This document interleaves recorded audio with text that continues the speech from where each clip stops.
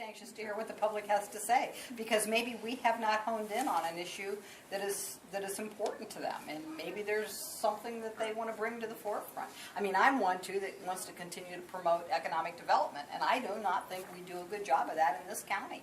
I mean, there's not funding available. We have nothing to lure people in to be a gap financing in any way, and maybe that's not going to be our role, but I just think it needs to be explored. Previous boards of commissioners, especially the immediate ones, and I would especially, I guess, point to the board that Commissioner Harmon sat on, because they were very active at that time, have viewed the Stark Development Board as the economic arm of Stark County government, economic development arm of Stark County government.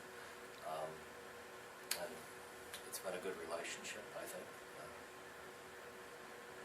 in a very tough economic time. And you're helping with the equestrian center too, in any way? Yeah. Well, where do we stand on that? The equestrian center? There was an effort to look at building an equestrian center at the fairgrounds as a way to modernize fairgrounds and also provide some economic support back. And you know about that?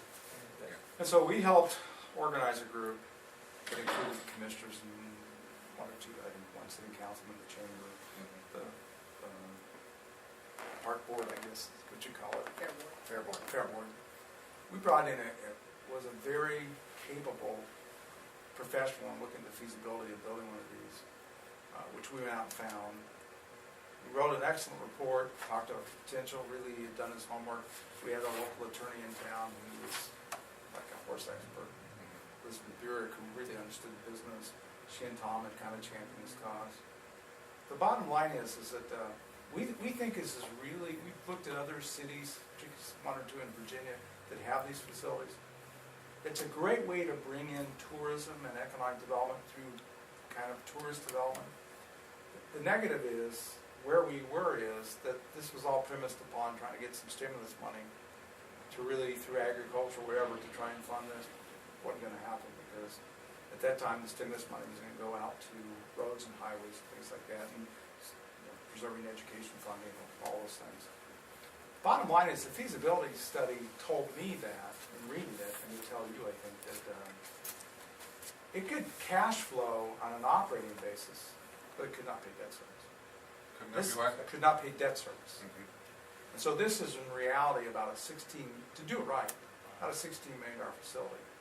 So where I think that the project is right now is, a good idea has its time.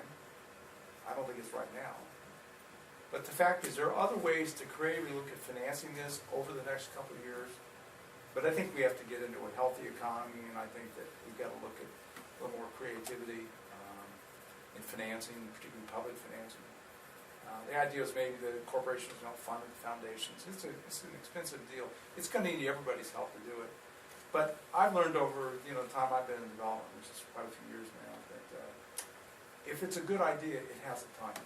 So you put it back on the shelf and you say, we can roll it out. We've got the good plans, regional planning did a job of helping to lay out the feasibility, the site plan, everything. It's just on the shelf.